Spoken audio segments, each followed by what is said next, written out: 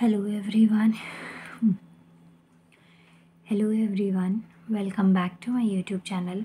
आज मैं आपको इग्नू के कोर्स BPSC 10110 ग्लोबल पॉलिटिक्स का कुछ क्वेश्चंस करवाऊंगी। देखिए, इसकी मेरे पास कोई बुक नहीं थी, इसलिए मैंने ना ये आपके लिए क्वेश्चंस गूगल से डाउनलोड करके और फिर मैंने इनके बारे में लिखा है। वैसे तो ये बिल्कुल भी शॉर्ट ही नहीं कि यही क्वेश्चंस आएंगे, लेकिन ये मुझे क्वेश्चंस काफ़ी अच्छे लगे। मुझे लगा कि आपको इनकी नॉलेज होनी चाहिए और इनसे सिमिलर जितने भी आपको बुक में क्वेश्चंस मिले तो वो प्लीज़ आप करके जाइएगा। देखिए, फर्स्ट क्वेश्चन है difference between NPT and CTBT। अप्रसार संधि और व्यापक परमाणु परीक्षण प्रति संबंध जो संधि है ये क्या है, ये आपको यहाँ पे एक्सप्लेन करनी है। फर्स्ट थिंग जो आपको पता होनी चाहिए वो इन दोनों की फुल फॉर्म पता होनी चाहिए। लाइक CTBT जो है इसकी फुल फॉर्म क्या है, comprehensive nuclear test ban treaty. और ये जो ट्रीटी है ना, इसको अडॉप्ट किया गया था किसके through, United nation UN general assembly के थ्रू। कब? 10 सितंबर 1996 में। ये याद रखना है। 185 नेशंस जो है ना उन्होंने सिग्नेटरी को साइन किया था किसकी, CTBT की। CTBT मतलब हो गया comprehensive nuclear treaty, nuclear test ban treaty. ये आपको याद रखना है। इसके बाद में नेक्स्ट आपको दे रखी है NPT। NPT का मतलब हो गया नॉन प्रोलीफर नॉन प्लोरी सॉरी हाँ NPT का हो गया नॉन प्रोलीफरेशंस ट्रीटी। अब ये देखिए, जो ये ट्रीटी है ना, ये इसके जो ऑब्जेक्ट थे तो वो क्या था, जैसे यहाँ पे है जो CTBT, इसमें क्या था कि कोई भी जो ऑर्गेनाइजेशन है ना वो वेपन्स को बना रही है तो उसमें क्या है, इसको कंट्रीज़ को प्रोहिबिटेड किया जा रहा था कि लाइक कि आपको न्यूक्लियर एक्सप्लोजन नहीं करना या जो फिर न्यूक्लियर वेपन टेस्ट है वो आपको नहीं करने। लेकिन जो NPT है ना, इसके अंडर ये चीज़ आती है कि ये एक ऑब्जेक्टिव है किस चीज़ के लिए, कि जो न्यूक्लियर आर्म रेसेस हैं या जो टेक्नोलॉजी है न्यूक्लियर वेपन से रिलेटेड उसको थोड़ा प्रोहिबिटेड करना या उसको थोड़ा लिमिट में रखना। तो ये चीज़ आपको यहाँ पे बताई गई है। लाइक कि जो आप ना न्यूक्लियर वेपन या न्यूक्लियर जो एक्सप्लोजन्स है ये नहीं कर सकते, लेकिन अगर न्यूक्लियर एनर्जी ट्रायल्स आप कर सकते हैं कि जो पीसफुल पर्पस से हो रहे हो, तो ये चीज़ आती है आपकी NPT में। अब ये दोनों पॉइंट्स आप यहाँ पे देख सकते हैं कि जैसे पहला है CTBT, तो एक ट्रीटी है जो रिक्वायर होती है किस लिए, कंट्री के लिए, कि प्रोहिबिटेड करें न्यूक्लियर एक्सप्लोजन्स को, न्यूक्लियर वेपन टेस्ट को। जो भी न्यूक्लियर एक्सप्लोजन्स होते हैं, मीन्स जो धमाके वगैरह होते हैं या जो न्यूक्लियर वेपन टेस्ट होते हैं कि ये सही से वर्क कर रहा है या नहीं कर रहा, तो उसके ऊपर जो है ना ये प्रोहिबिशन का काम करती है CTBT। ये आपको ध्यान रखना है।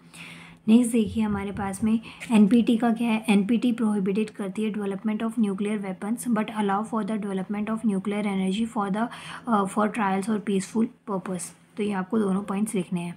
नेक्स्ट हमारे पास में क्वेश्चन आता है difference among refugee, migrant and diaspora. ये काफ़ी इंपॉर्टेंट है कि आपको ना यहाँ पे क्वेश्चन में क्या गिवन है कि जो शरणार्थी, प्रवासी और अप्रवासी होते हैं इनके बीच में डिफरेंस आपको लिखना है, कि आपको बताना है रेफ्यूजी क्या होते हैं, माइग्रेंट क्या होते हैं या डायस्पोरा क्या होते हैं। तो देखिए, रेफ्यूजी का मतलब क्या होता है, a person who has been forced to leave his or her country for political or religious reason. देखिए, कोई भी पर्सन या कोई भी इंडिविजुअल है उसको फोर्स किया जा रहा है किस चीज़ के लिए, कि वो अपनी कंट्री को छोड़ दे, अपने देश, अपने घर को छोड़ दे। किस वजह से, या तो कोई पॉलिटिकल इशू हो सकता है या फिर कोई रिलीजियस धर्म रिलेटेड कोई भी रीज़न हो सकता है, या फिर इस वजह से भी उसे फोर्स किया जा रहा हो कि वहाँ पे कोई वॉर लाइक सिचुएशन है या फिर प्रॉपर फूड नहीं है, किसी चीज़ की स्कैर्सिटी हो रही है वहाँ पे। तो इन सब वजह से जब एक इंडिविजुअल, कोई भी पर्सन अपनी कंट्री, अपना घर छोड़ता है तो उसे हम रेफ्यूजी कहते हैं। नेक्स्ट आता है माइग्रेंट। माइग्रेंट जो है ना, ये आप माइग्रेंट बर्ड से ध्यान में रख सकते हैं। तो ये क्या होता है, एक पर्सन है जो कि मूव करता है एक प्लेस से दूसरे प्लेस पे, लेकिन उसके पीछे की वजह उसकी कोई काम हो सकता है, या फिर जैसे बर्ड्स का आपने देखा होगा कि अगर सीज़न के अकॉर्डिंग ना वो एक प्लेस से दूसरे प्लेस पे क्या करती है, माइग्रेट करती है। और ये चीज़ आपने जो हिली एरियाज़ है वहाँ देखा होगा कि जो समर्स का टाइम होता है ना, उसमें क्या होता है कि जो बर्फ़ है ना, ग्लेशियर्स हैं, जो आइस वाला एरिया वो मेल्ट होके नीचे आता है। तो उस सिचुएशन में जो हिली एरियाज़ में लोग रहते हैं वो समर्स में ऊपर चले जाते हैं और विंटर्स के टाइम पे वो लोग नीचे होते हैं क्योंकि ऊपर ज़्यादा ठंड हो जाएगी। तो ऐसे क्या होता है, ये माइग्रेंट होते हैं। माइग्रेंट का मतलब क्या हो गया कि एक प्लेस से दूसरे प्लेस पे वो मूव कर रहे हैं लेकिन एक पर्टिकुलर वजह से, और फिर वापस से वो अपनी पोजीशन पे चले जाते हैं। तो ऐसे बर्ड का एग्जाम्पल, एनिमल्स का एग्जाम्पल ले रखा है क्योंकि ये एक प्लेस से दूसरे प्लेस पे जाते हैं। जैसे जो हमारे बायोडाइवर्सिटी रिजर्व्स है वहाँ ये जाते हैं, और एक सीज़न ख़त्म होने के बाद में जब वो कंडीशन जहाँ वो पहले रह रहे होते हैं वो उनके हैबिचुअल उनकी सिचुएशन के अकॉर्डिंग हो जाता है, तो वो वापस से वहाँ पे अपनी जगह पे मूव कर जाते हैं। यही सेम चीज़ एक माइग्रेंट की है कि काम की तलाश में लाइक जो विलेज एरियाज़ हैं, गांव एरियाज़ हैं, वहाँ से लोग अर्बन में सिटी लाइफ के लिए आ जाते हैं, क्योंकि यहाँ पे जॉब अपॉर्चुनिटीज़ ज़्यादा हैं, सैलरी पैकेज ज़्यादा होता है। तो ये क्या होता है, माइग्रेंट होते हैं, लेकिन एक टाइम के बाद में वो वापस चले जाते हैं। और ये चीज़ आपने कोविड के टाइम पे ज़्यादा देखी होगी, जो यहाँ पे दिल्ली में, मुंबई में, या फिर जो स्टेट सिटी एरिया में, टाउन में जो लोग वर्क कर रहे थे, तो कोविड के टाइम पे वो वापस से माइग्रेट कर गए थे अपने घरों की साइड। तो ये एग्जाम्पल है आपका माइग्रेंट का। नेक्स्ट आता है डायस्पोरा। डायस्पोरा जो है ना, ये कुछ ना कुछ माइग्रेंट और जो रेफ्यूजी है ना उनका कॉम्बिनेशन है। तो इसमें क्या है, एक लार्ज ग्रुप ऑफ पीपल जो होते हैं ना वो एक प्लेस से दूसरे प्लेस पे मूव करते हैं, और लार्ज ग्रुप ऑफ पीपल वो होते हैं जो कि एक कल्चर या रिलीजन ओरिजिन, उनका जो रीजनल ओरिजिन होता है वो सिमिलर होता है, या फिर जो कल्चर होता है वो सेम होता है। आपने बहुत से ऐसे बंजारास के बारे में सुना होगा जो एक प्लेस से दूसरे प्लेस पे मास में मूव करते हैं। लाइक जो फूड गैदर्स होते हैं, हंटर गैदर्स होते हैं, वो एक प्लेस से दूसरे प्लेस पे चले जाते हैं, तो वो पूरा ग्रुप उनका जाता है। ट्राइब्स में भी आपने सुना होगा। तो ये डायस्पोरा होते हैं कि एक लार्ज ग्रुप ऑफ पीपल हैं जो कि सेम उनका कल्चर और रिलीजन ओरिजिन होता है, वो शेयर करते होते हैं, लेकिन फिर भी वो अपने ट्रेडिशनल होमलैंड के साथ में कहीं दूसरी जगह पे चले जाते हैं। तो ये क्या होता है, आपका एग्जाम्पल है डायस्पोरा का। अब देखिए बच्चा, ये जो है ना डायस्पोरा, ये आता है कि इमिग्रेशन और जो फोर्स मूवमेंट होती है लोगों की, उसका ये क्या है, कॉम्बिनेशन है। फोर्स मूवमेंट का मतलब ये है कि आपके सामने ना कोई ऑप्शन नहीं छोड़ा, आपके सामने सिचुएशन ऐसी है कि आपको वहाँ से मूव करना ही करना पड़ेगा। नेक्स्ट आप देखिए, यहाँ पे हमारे पास 4 टाइप्स ऑफ डायस्पोरा हैं। पहला आता है रिलीजियस, दूसरा आता है सोशल इकोनॉमी, थर्ड आता है political, and last one is natural disaster. तो ये 4 वजह हैं। कोई रिलीजियस धर्म रिलेटेड इशू हो सकता है, कोई सोशल इकोनॉमिक कंडीशन हो सकती है जिसकी वजह से जो है आपको एक प्लेस से दूसरे प्लेस पे जाना पड़ सकता है, कोई पॉलिटिकल इशू हो सकता है, कोई नेचुरल डिज़ास्टर आ जाए, वहाँ पे आपके घर जो हैं वो वहाँ वो डैमेज हो जाए, खाने पानी की शॉर्टेज हो जाए, तो उस टाइम पे भी लोगों को दूसरे प्लेस पे मूव करना पड़ता है। क्योंकि देखिए, जब तक वजह नहीं होती ना, जब तक किसी को भी अपना घर छोड़ने में मज़ा नहीं आता है। सबको अपने लोगों के साथ में, अपनी फैमिली, अपने घर में रहना पसंद होता है, लेकिन अगर वो घर को छोड़ना उस टाइम पे मजबूरी बन रही है, तो इसका मतलब कोई ना कोई वजह रही होती है। तो ये पॉइंट्स हमारे पास 3 हैं, रेफ्यूजी, माइग्रेंट और डायस्पोरा। डायस्पोरा में कुछ और पॉइंट्स भी मैंने लिखे हुए हैं, जैसे इंडियन डायस्पोरा जो है ना वो रेफ़र करता है किस चीज़ को, population of people of India origin who settled in various countries around the world. ये भी है। पंजाब इसका एक अच्छा एग्जाम्पल है, जहाँ पे बहुत सारे इंडियंस, जो बहुत सारे सिख इंडियंस हैं, वो वहाँ पे जाके रह रहे हैं। फिर जैसे मैंने माइग्रेंट यहाँ पे डायस्पोरा में टाइप्स बताया, ऐसे जो माइग्रेंट है उसमें भी हमारे पास टाइप्स हैं। लाइक टेम्प्रेरी लेबर माइग्रेंट हो सकता है, हाईली स्किल्ड और बिजनेस माइग्रेंट होते हैं, वो भी इसमें इंक्लूड है। इंटरनल जो माइग्रेशन है, जैसे कंट्री के अंदर अंदर या स्टेट के अंदर अंदर एक पर्टिकुलर एरिया से पूरा ग्रुप दूसरी जगह पे माइग्रेट हो गया। और इकोनॉमिक और इन्वायरमेंटल माइग्रेंट्स भी हो सकते हैं, ये मैंने आपको बताया। इन्वायरमेंटल में कैसे हो गया, जैसे सीज़न वाइज, कहीं आप रह रहे हैं, वहाँ का सीज़न आपके लिए उस टाइम पे फैमिलियर नहीं है, फिर उसके बाद में आप वहाँ से कुछ टाइम के लिए उस पर्टिकुलर सीज़न में चले गए, और फिर जब वो सीज़न आपके लिए फेवरेबल हुआ तो वहाँ पे आप वापस आ गए। और जो सीजनल माइग्रेशन है, ये यूजुअली बर्ड्स में और एनिमल्स में ज़्यादातर देखने को मिलता है, स्पेशली बर्ड्स के अंदर ये ज़्यादा देखने को मिलता है। Next term which is very very important, globalization. Important है, इसको आप खुद से भी लिख सकते हैं। ग्लोबलाइजेशन का मतलब क्या होता है, फिर डिजिटल ग्लोबलाइजेशन क्या है, और जो ग्लोबलाइजेशन है ना उसका कल्चर के ऊपर, जो संस्कृति है उसके ऊपर क्या इम्पैक्ट है, उसका क्या प्रभाव है। तो यहाँ पे आप पॉजिटिव और नेगेटिव दोनों ही पॉइंट्स आप अपने आंसर में लिख सकते हैं। टर्म बाय टर्म हम एक एक चीज़ इसमें समझते हैं। पहली चीज़ आती है ग्लोबलाइजेशन। तो ग्लोबलाइजेशन क्या है, रेफ़र करता है to integration between people, companies and governments. Globalization का बेसिकली मतलब क्या है कि जब आप अपने थॉट्स, अपने आइडियाज़ को दूसरी जगह पे शेयर करते हैं। जैसे अगर हम इंडिया की बात करें तो हमारा ना बाहर इंटरनेशनल ट्रेड बहुत ज़्यादा बढ़ रहा है। इंटरनेशनल जो कल्चर है, वेस्टर्न कल्चर है, यूरोपियन कल्चर है, उसको हम बहुत ज़्यादा फॉलो कर रहे हैं। हम बाहर जाते हैं, वहाँ के लोग यहाँ पे आते हैं, तो इससे क्या हो रहा है, थॉट्स, गुड्स और जो आइडियाज़ है वो क्या हो रहे हैं, एक्सचेंज हो रहे हैं। तो ये किसका पार्ट होता है बच्चा, ग्लोबलाइजेशन का पार्ट होता है। तो बेसिकली ग्लोबलाइजेशन क्या हो गया कि रेफर करता है किसका, इंटीग्रेशन। इंटीग्रेशन का मतलब होता है जुड़ाव बिटवीन पीपल, जो लोग हैं, कंपनीज़ हैं, एमएनसीज़ हैं, एक प्लेस से दूसरे प्लेस पे। जो हम जैसे इंडिया में हमारी जो एमएनसीज़ हैं वो फॉरेन कंट्रीज़ के लिए वर्क कर रही होती हैं। फॉरेन कंट्रीज़ में जो जैसे इंडियन एम्बेसी है, या फॉरेन कंट्रीज़ में जो कंपनीज़ हैं वो हमारे लिए वर्क कर रही हो। तो ये चीज़ें क्या है कि यहाँ पे गुड्स और थॉट्स और आइडियाज़, सब चीज़ें क्या हो रही है, एक्सचेंज हो रही हैं। प्लस गवर्नमेंट में भी आपने देखा होगा, इंडिया में बहुत सारी अलग अलग कंट्रीज़ की एम्बेसीज़ है, जहाँ पे वहाँ के जो राजदूत हैं, एम्बेसडर्स हैं, वो यहाँ पे आके वहाँ पे रुकते हैं। तो ये पॉइंट्स आप यहाँ पे याद रख सकते हैं। और दूसरा जो ग्लोबलाइजेशन है कि इस टर्म का यूज़ किया जाता है describe how trade and technology have made the world into a more connected and interdependent place. मतलब कि जैसे ना ट्रेड का मतलब क्या हो गया, व्यापार के लिए हम लोग दूसरी कंट्रीज़ में जाते हैं, दूसरी कंट्री के लोग यहाँ पे आते हैं, अपना सामान सेल करते हैं। जैसे चाइना का आपने सुना होगा, चाइना के बारे में आपको बहुत चीज़ें पता है।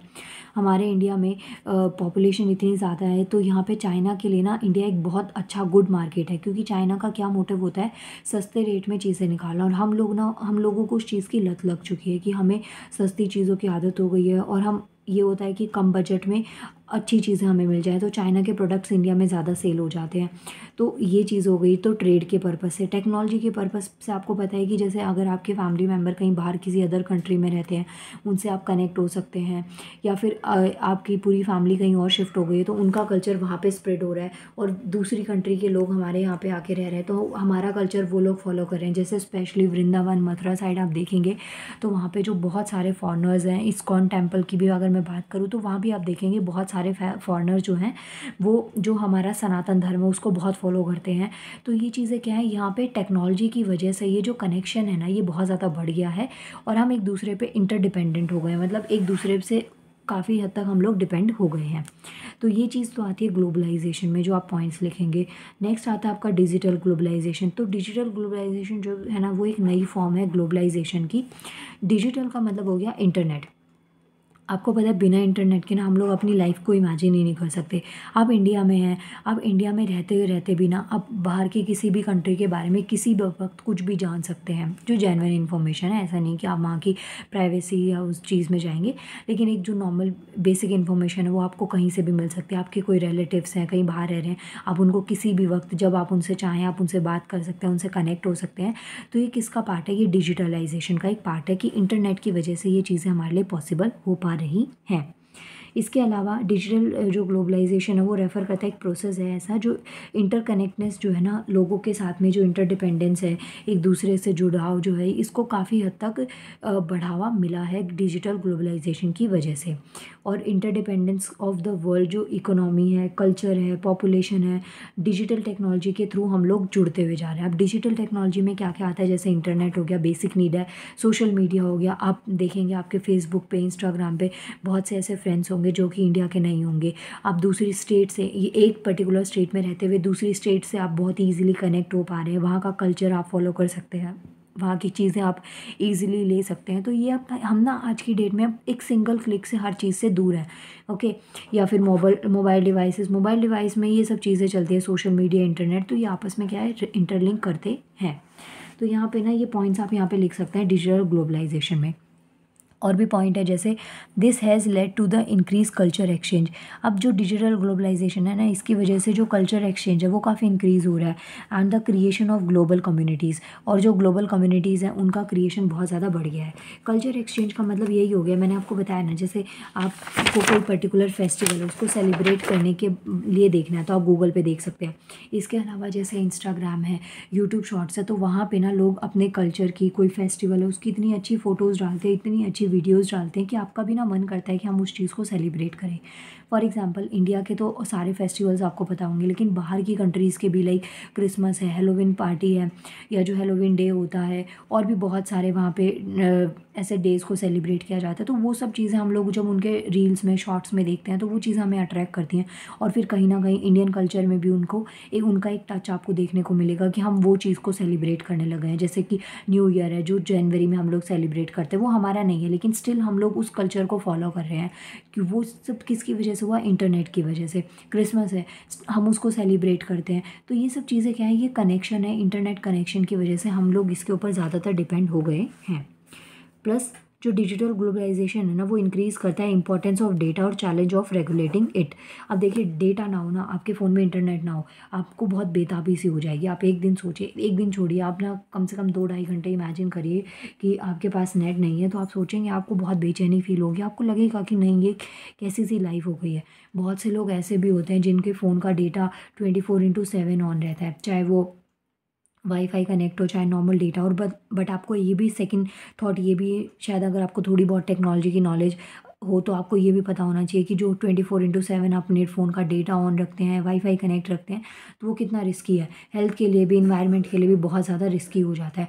प्लस आपका जो सिक्योरिटी, डेटा सिक्योरिटी है, उसके ब्रीच होने के भी चांसेस बहुत ज़्यादा बढ़ जाते हैं।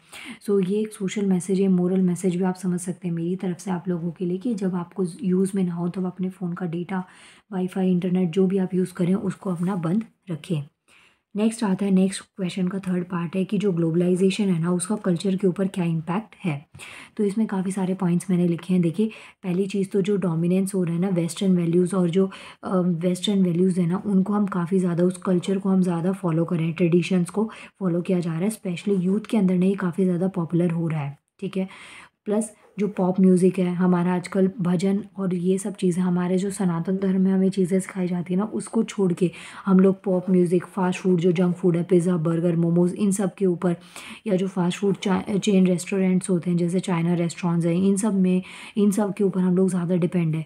हॉलीवुड हो गया, हॉलीवुड फिल्म्स हो गई, ये सब जो एग्जाम्पल है, ग्लोबल कल्चर के एग्जाम्पल हैं, जो हमारे वर्ल्ड के हर एक कॉर्नर में क्या हो रहा है, काफ़ी ज़्यादा हद तक स्प्रेड हो रहे हैं। अब देखेंगे जहाँ पे रोटी, सब्जी, दाल, ये सब चीज़ें मिलती है, वहाँ पे कंपैरेटिवली कम क्राउड आपको मिलेगा। जहाँ पे चाइनीज़ फूड है या ऐसे स्टार्टर है, ये सब चीज़ें आपको यूजुअली ज़्यादातर देखने को मिलती हैं। प्लस जो किसी भी पार्टी या फंक्शन में आप जा रहे हैं, तो वहाँ पे जो स्टार्टर है ना, वही सब कुछ, ये चीज़ें इतना अट्रैक्टिव होता है कि आप ना मेन कोर्स में बहुत कम इंटरेस्ट दिखाते हैं। तो ये चीज़ें आपको यहाँ पे याद रखनी है। प्लस जो ग्लोबल कल्चर है उसकी इम्पोर्टेंस बहुत ज़्यादा बढ़ रही है, क्योंकि ये क्या है, एक एक्सपोजर है डिफरेंट लैंग्वेजेस का। ग्लोबल कल्चर की वजह से हमें नई नई लैंग्वेजेस, रिलीजन और जो इंटरकनेक्शन हो रहा है ना, वो चीज़ें काफ़ी हद तक हमें देखने को मिलती है। प्लस जो डाइवर्सिटी है, भिन्नताएं हैं ना, वो भी हमें शो होती है, चाहे वो कल्चर में, चाहे वो लैंग्वेज में हो रही है, रिलीजन में हो रही है। तो ये सब पॉइंट्स आपको याद रखने हैं। रिलीजन में कैसे, जैसे लैंग्वेज में तो आपको पता है कि हम एक पर्टिकुलर कंट्री में रहते हुए अलग अलग कंट्रीज़ की लैंग्वेज सीखते हैं, उसमें हम लोगों का इंटरेस्ट डेवलप हो रहा है, चाहे वो फ्रेंड्स के थ्रू हो रहा हो, चाहे आपके इंस्टीट्यूशन की रिक्वायरमेंट है, चाहे आपकी जॉब की रिक्वायरमेंट है, जो मर्ज़ी आप करें, लेकिन आप अलग अलग लैंग्वेजेस को सीखते हैं। रिलीजन्स में कैसे आता है, जैसे हम क्रिश्चियंस को फॉलो करते हैं, मुस्लिम्स को फॉलो करते हैं। अगर आप कोई और लैंग्वेज धर्म के हैं तो आप उस धर्म के अलावा और अलग अलग उनको फॉलो करते हैं। सिख रिलीजन हो गया, हिंदू रिलीजन हो गया, तो हम एक दूसरे के रिलीजन को भी फॉलो करते हैं। तो ये चीज़ें जो है, ये डाइवर्सिटी जो शो करी जा रही है ना, ग्लोबल कल्चर को ही डिफ़ाइन करती है। इसके बाद में ना जो ग्लोबलाइजेशन है उसके सिग्निफिकेंटली कुछ इम्पैक्ट भी हैं कल्चर आइडेंटिटी पे। ह्यूमनाइजिंग डाइवर्स हो रहा है, कल्चर एक्सप्रेशन जो है वो सिंगल ग्लोबल कल्चर बनता जा रहा है। जो पॉपुलर कल्चर है ना, वो डोमिनेटेड कल्चर है, उसी को लोग ज़्यादा फॉलो कर रहे हैं, स्पेशली जो वेस्टर्न और यूरोपियन कल्चर है। तो ये पॉइंट्स आपको याद रखने हैं। फिर यहाँ पे ना कुछ चैलेंजेस भी हैं ग्लोबलाइजेशन के, जो वैश्वीकरण है उसके कुछ चैलेंजेस भी हैं, लाइक एक्सप्लॉयटेशन होता है, शोषण बहुत ज़्यादा होता है। ये पॉइंट्स आप देखेंगे। जैसे पहले लोगों में यूनिटी होती थी ना, आज की डेट में इतनी ज़्यादा यूनिटी आपको देखने को नहीं मिलेगी। टाइम सबको ऐसा लगता है कि आजकल इतना ख़राब टाइम चल रहा है कि अपने अलावा आप किसी और से मतलब नहीं रखें। ये पॉइंट्स आप याद रखेंगे। हाई इन्वेस्टमेंट कॉस्ट हो रहा है। पहले ना लोग थोड़ा सोचते थे, आज की डेट में हम लोगों का क्या है, जैसे वेस्टर्न कल्चर होता है ना, जितना कमाया उतना खा के उड़ा दिया, आपको सेविंग्स है या फिर कुछ नहीं। लोग मोस्टली प्रेजेंट टाइम में जीना ज़्यादा पसंद कर रहे हैं। वीक रेगुलेशन बहुत कम हो गई है किसी भी चीज़ में। प्लस जो इमिग्रेशन चैलेंजेस है वो काफ़ी ज़्यादा बढ़ गए हैं, लोग माइग्रेट बहुत जल्दी जल्दी कर रहे हैं और बहुत ज़्यादा करते हैं। प्लस आप आज देखेंगे एयरपोर्ट पे देखेंगे इतना क्राउड होता है, इतना ज़्यादा क्राउड, एक नॉर्मल जैसे लोकल ट्रेन के पास क्राउड होता है ना, वही चीज़ सेम आपको एयरपोर्ट पे देखने को मिलेगा। पहले ये चीज़ें इतनी नहीं होती थी। दूसरा प्लस लोगों के पास इतना ज़्यादा पैसा नहीं होता था, आज की डेट में बहुत इन्वेस्टमेंट वो लोग करते हैं। तो ये सब चैलेंजेस जो है ना ये ग्लोबलाइजेशन में फेस करने को मिलते हैं। जैसे फर्स्ट हो गया एक्सप्लोइटेशन, सेकंड हो गया हाई इन्वेस्टमेंट कॉस्ट हो गया, वीक रेगुलेशन हो गया, इमिग्रेशन चैलेंजेस हो गए और लोकलाइज जॉब लॉस हो गए। तो ये पॉइंट्स आप अपने आंसर में इंक्लूड कर सकते हैं। इसके बाद में नेक्स्ट हमारे पास में क्वेश्चन क्या आता है, IBRD। ये काफ़ी इंपॉर्टेंट है।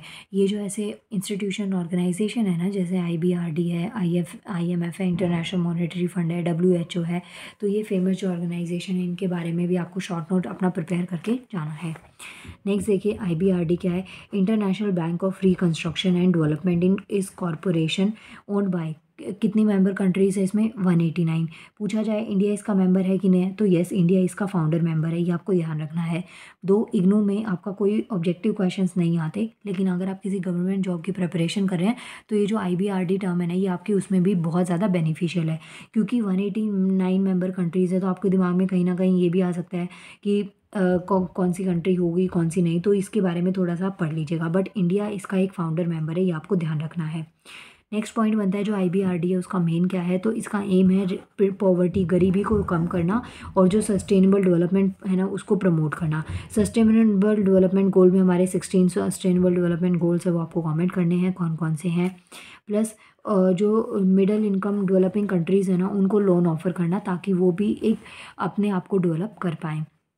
और प्लस कुछ डेवलपमेंट प्रोजेक्ट्स हैं उनके लिए भी स्पेशली लोन प्रोवाइड करना या उनको ऊपर भी वर्क करना, जैसे कुछ इंफ्रास्ट्रक्चर डेवलपमेंट हो गया, एजुकेशन हो गया, हेल्थ केयर हो गया, इन्वायरमेंटल सस्टेनेबिलिटी हो गया। ये जो पॉइंट्स हैं ना ये किसी भी कंट्री की ग्रोथ एंड डेवलपमेंट के बेसिक नीड है या बेसिक पिलर है, स्ट्रॉन्ग पिलर है। इनके बिना ना किसी कंट्री की ग्रोथ और डेवलपमेंट प्रॉपर नहीं हो सकती। जैसे वहाँ का इंफ्रास्ट्रक्चर बहुत अच्छा होना चाहिए, जो वहाँ की एजुकेशन है, हेल्थ केयर सिस्टम जो है ना वो बहुत प्रॉपर होना चाहिए, इन्वायरमेंटल सस्टेनेबिलिटी वहाँ पे बहुत अच्छी होनी चाहिए।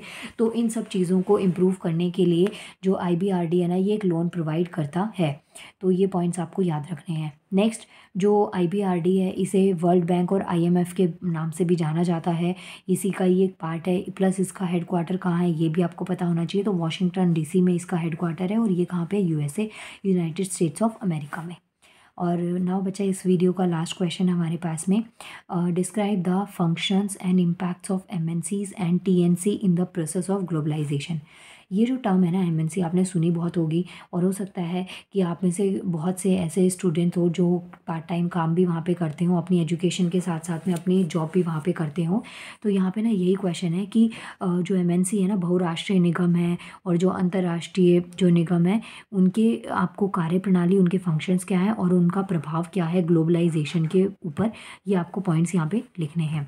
तो पहली चीज़ तो इसके फुल फॉर्म लिखेंगे कि MNC क्या है, मल्टीनेशनल कॉरपोरेशन है, और TNC क्या है, ट्रांसनेशनल कॉरपोरेशन है। प्लस ये जो दोनों ही है ना ये बहुत पावरफुल एंटिटीज़ हैं, बहुत ही हमारी बेसिक इसकी नीड है।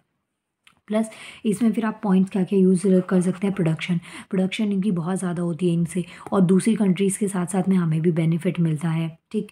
फिर टेक्नोलॉजी ट्रांसफ़र होता है इन कंपनीज़ की वजह से, एम्प्लॉयमेंट बहुत जनरेट होता है। आप ये सोचिए कि ये जो कंपनीज़ है अगर ये ना हो हमारे भारत देश में तो बहुत सारे जो यूथ है ना वो बेरोज़गार ही रह जाए। भले ही काम ज़्यादा करवाते हैं लेकिन फिर भी एक एम्प्लॉयमेंट को जनरेट किया जा रहा है। देखिए बेरोज़गार जो होते हैं ना उनके लिए कहीं पे भी काम मिलना एक बहुत बड़ी अपॉर्चुनिटी होती है, तो एम्प्लॉयमेंट अच्छा जनरेट होता है इसमें। प्लस अगर आपकी स्किल्स अच्छी हैं, आपका क्वालिफिकेशन अच्छा है और आप बहुत टाइम से एक फील्ड में वर्क कर रहे हैं, आपकी स्किल्स बहुत डेवलप हो गई हैं, तो उस टाइम पे आपका सैलरी पैकेज भी बहुत अच्छा होता है। ऐसा नहीं है कि प्राइवेट सेक्टर में सैलरी नहीं मिलती, सिर्फ काम ज़्यादा होता है। अगर आपकी स्किल्स अच्छी है ना तो आपका सैलरी पैकेज भी बहुत अच्छा होगा। प्लस इकोनॉमिक ग्रोथ में भी ये काफ़ी ज़्यादा हेल्प करती है। कंपटीशन बहुत ज़्यादा बढ़ गया है, कंपटीशन इतना ज़्यादा ही, आप कहना ना बहुत लोगों को ऐसा लगता है कि गवर्नमेंट जॉब मिलना बहुत टफ है और प्राइवेट सेक्टर तो बिल्कुल फ्री है, आप कभी भी जाके जॉब ले सकते हैं। लेकिन ऐसा नहीं है, आप देखेंगे अच्छी सैलरी पैकेज पे, अच्छे जॉब प्रोफाइल पे अगर आपको चाहिए ना तो प्राइवेट सेक्टर में भी आपको उतने ही ज़्यादा एफर्ट्स देने पड़ते हैं जितना भी आपको एक गवर्नमेंट सेक्टर के लिए देना पड़ता है। लेकिन दो गवर्नमेंट सेक्टर में जो है वो कंपटीशन बहुत ज़्यादा होता है, क्योंकि वहाँ पे एक जॉब सिक्योरिटी होती है। वहीं प्राइवेट सेक्टर में थोड़ा कम होता है, बट हाँ एक टाइम के बाद में आपको वहाँ पे एक अच्छा सैलरी पैकेज मिल सकता है अगर आपकी स्किल्स अच्छी हैं और आप थोड़े डेडिकेटेड हैं अपने काम को लेके। प्लस इसमें एक्सप्लॉयटेशन भी बहुत होता है इन कंपनीज़ में, शोषण लोगों का बहुत ज़्यादा होता है। आपकी स्किल्स के साथ साथ में आप में और टैलेंट भी होने चाहिए, तो तब आप अच्छा वर्क कर सकते हैं। अदरवाइज़ आप एकदम बिल्कुल अनइंटरेस्टेड है, सोशली नहीं है, तो आपका वहाँ पे काफ़ी ज़्यादा एक्सप्लॉयटेशन हो सकता है। प्लस इन्वायरमेंटल इम्पैक्ट भी बहुत ज़्यादा होता है, जैसे पॉल्यूशन का जो लेवल है वो एमएनसीज़ की वजह से बहुत ज़्यादा बढ़ रहा है, क्योंकि ये जो सेक्टर्स हैं ना ये 24/7 वर्क करते हैं। प्लस ये अपने एम्प्लॉयज़ को ना बेस्ट इन्वायरमेंट प्रोवाइड करते हैं, तो इसकी वजह से ना जो रिसोर्सेज हैं उनका यूज़ बहुत ज़्यादा होता है। तो उस सिचुएशन में जो इन्वायरमेंटल इम्पैक्ट है वो भी काफ़ी ज़्यादा देखने को मिलता है। सो नाउ ये वीडियो आज हम इतना ही करेंगे। इसके मैंने आपको बहुत सारे क्वेश्चंस करवाए हैं, आप ये देख सकते हैं। ये हमारा कोर्स जो है BPSC 110, वैसे ये जो आपका ग्लोबल पॉलिटिक्स है ना ये आपका 9th को आपका एग्ज़ाम है। आप ये वीडियो मुझे कमेंट करिए, आपको अच्छी लगी तो मैं इसकी एक और वीडियो रिकॉर्ड कर देती हूँ। नाउ मिलते हैं नेक्स्ट वीडियो में नेक्स्ट टॉपिक के साथ में। एक रिक्वेस्ट है आपसे, इसमें जो जॉइन बटन है प्लीज़ उसको आप प्रेस करिए। आपको कुछ अमाउंट ही उसमें पे करना पड़ेगा, बहुत ज़्यादा बड़ा अमाउंट नहीं है। उससे आप इस चैनल को सपोर्ट कर सकते हैं। प्लस मेरा एक और चैनल है फिज़िक्स फैंटम के नाम से, जहाँ पे आप इग्नू के BSc से रिलेटेड कोर्सेज़ को पढ़ सकते हैं। मिलते हैं नेक्स्ट वीडियो में। Thank you so much.